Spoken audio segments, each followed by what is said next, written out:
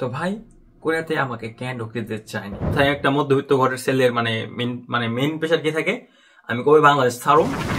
ঠিক আছে, আপনি মনে করেন ভিসা পাইলেন, আপনি কোরিয়াতে এলেন, বাট ইমিগ্রেশন অফিসার আপনাকে ঢুকতে দিল না। বিষয়টা আমার সাথে হয়ে গেছে, এটা মনে করেন আপনার সাথেও হইতে পারে।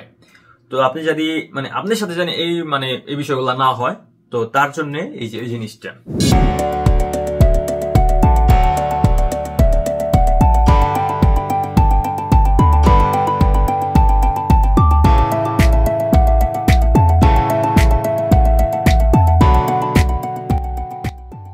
আসসালামু আলাইকুম ভাইজানরা, কেমন আছেন আপনারা সবাই? আসলে আপনার আল্লাহর মতে ভালো আছেন, আল্লাহর রহমতে আমি অনেক ভালো আছি।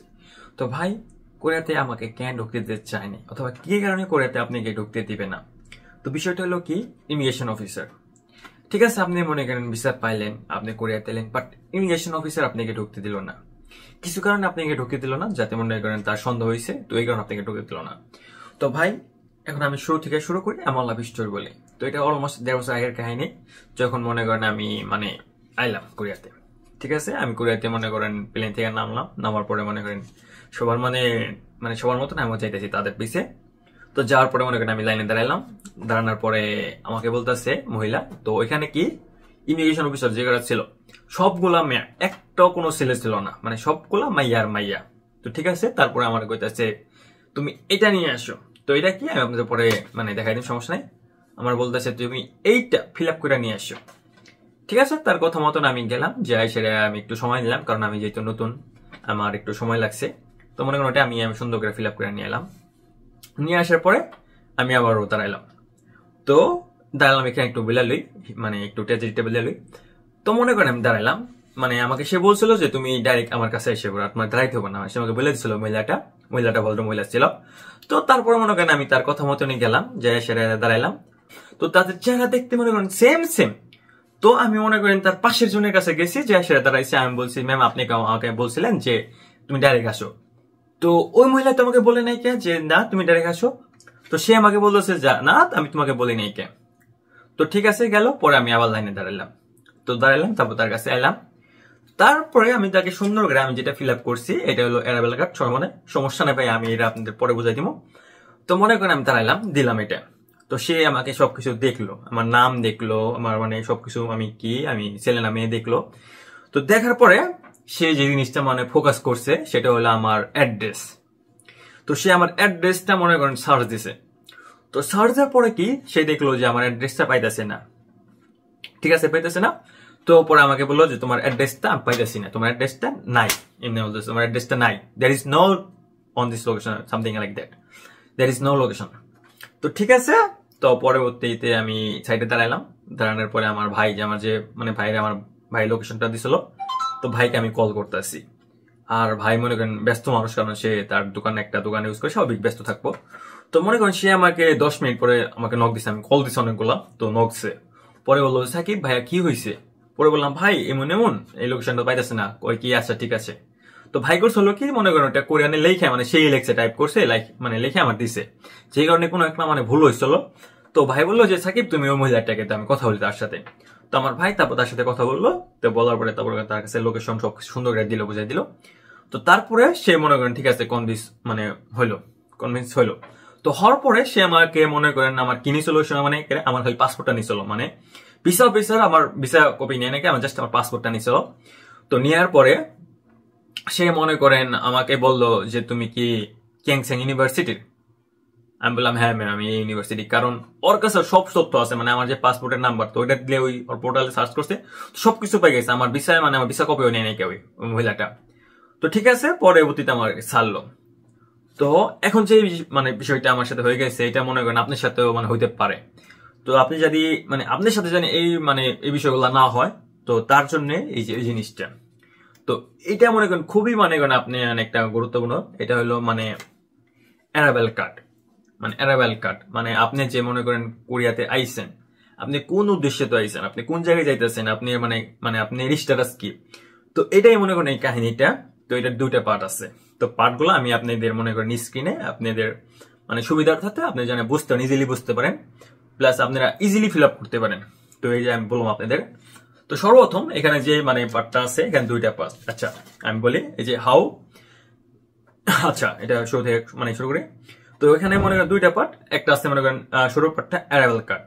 তো ঠিক আছে, এখানে আপনার ফ্যামিলির নেম আছে, ফ্যামিলি নেম প্লাস আপনার কিবেন নেম, পাসপোর্টে যেটা আছে ওটা দিলেন, তারপরে মেল ফিমেল দিলেন, ন্যাশনালিটি দিলেন, ডেট অফ বার্থ দিলেন, অকুপেশন। আচ্ছা, অকুপেশন, তো অকুপেশন যারা মনে করেন ইপিএস টপিকে আসবেন তারা মনে করেন ওয়ার্কার, আর যারা মনে করেন আমাদের স্টুডেন্ট ভাইরা আছে স্টুডেন্ট, ডাইরেক্ট স্টুডেন্ট।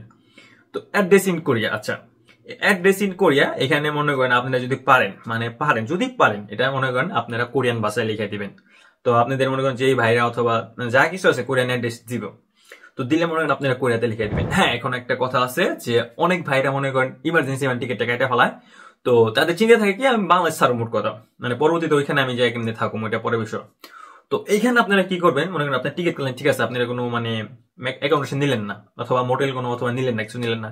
তো আপনারা যে কাজটা করবেন, ওইখানে মানে ওই জায়গায় আপনার ইউনিভার্সিটির পাশে যে কোনো বড় ভাই আছে অথবা যারাই আছে তাদের একটু অ্যাড্রেসটা নিয়ে নেবেন, ওদের মানে অ্যাড্রেসটা নিয়ে জাস্ট এখানে লিখে দিবেন। এখানে এমন যেন আপনার যেটা আপনার কেরা তা কিছু না, জাস্ট এখানে দিয়ে দিবেন। কারণ মনে করেন বাই চান্স আপনারা বলতে পারে যে তুমি কই যাইতেছো, তো বাস এখানে দিয়ে দিলেন, ওই অ্যাড্রেসটা দিলেন, ইজিলি দিয়ে দিলেন। এটা তো এটা সমস্যা নাই, আহামরি কিছু না, জাস্ট এটা একটা টেকনিক খাটাইলেন, এটা একটা টেকনিক আর কিছু না।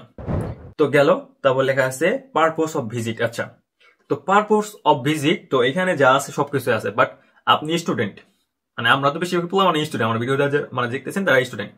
তো মনে করেন এখানে স্টুডেন্ট নাই, তো আপনি কি করবেন, এই জায়গায় আদার্স লেখা আছে, এই জায়গায় আদার্স লেখা আছে, তো আদার্সে আপনি মানে আদার্স দিবেন, পরে সিগনেচার, বাস শেষ, কাহিনী হতো। আচ্ছা, এটা গেল। তো পরের পার্টটাও সেম, আপনার এই যে নাম, পরে মনে করেন আপনার ন্যাশনালিটি, ডেট অফ বার্থ, এটা মানে 1 নম্বর পার্ট। পরে 2 নম্বর পার্ট আপনার অকুপেশন, তো অকুপেশন সেম, আপনি স্টুডেন্ট স্টুডেন্ট দিবেন, এটা গেল। তো তারপর হচ্ছে পারপোজ অফ মানে ভিজিট অফ পারপোজ এমন আছে, তো এটা আপনি সেম আদার্স দিলেন, তারপর সিগনেচার, আর এই যে অ্যাড্রেস ইন কোরিয়া, এই যে হোটেল অথবা অ্যাকোমোডেশন, এটা মনে করেন যারা স্টুডেন্ট আছে, মানে আমরা যে স্টুডেন্ট তারা এটা দিবে।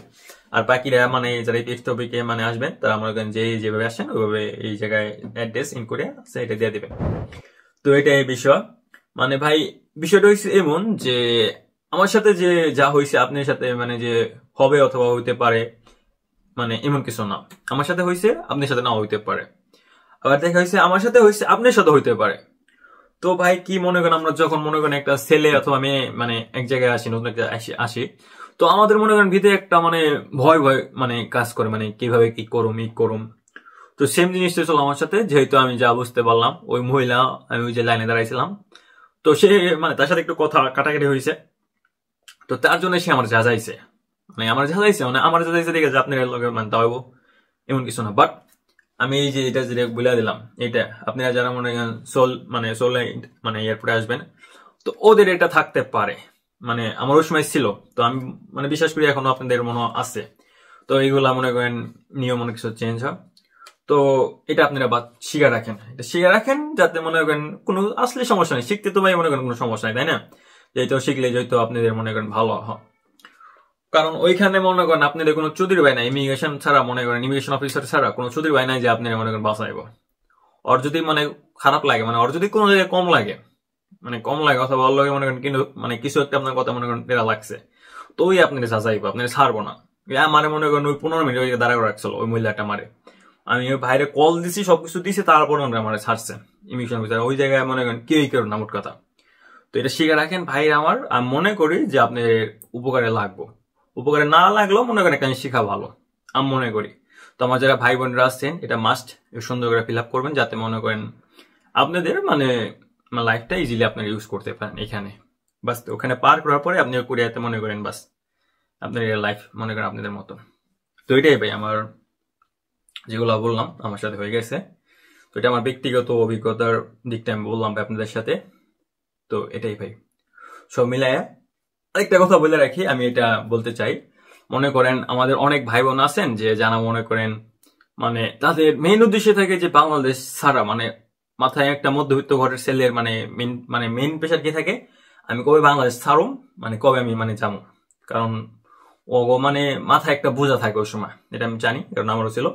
তো সেম কাজটা আমি করছিলাম। তো ভাইরা আমার যারা মনে করেন এমন করবেন যে কোনো ঘর পাইতেছেন না অথবা রুম পাইতেছেন না অথবা আইসা পড়ছেন, তো ভাইরা আমার আপনারা মনে করেন ভাই মনে করে আপন মানে ভাই মনে করে আমার আপনারা মানে আমার SMS দিবেন অথবা কল দিবেন, আমি কাজে থাকি ভাই, যদি কাজে থাকি আমি আমার ফোনটা ধরতে পারি না, বাট আপনি আমার SMS রাখবেন, মাস্ট SMS রাখবেন আমারে।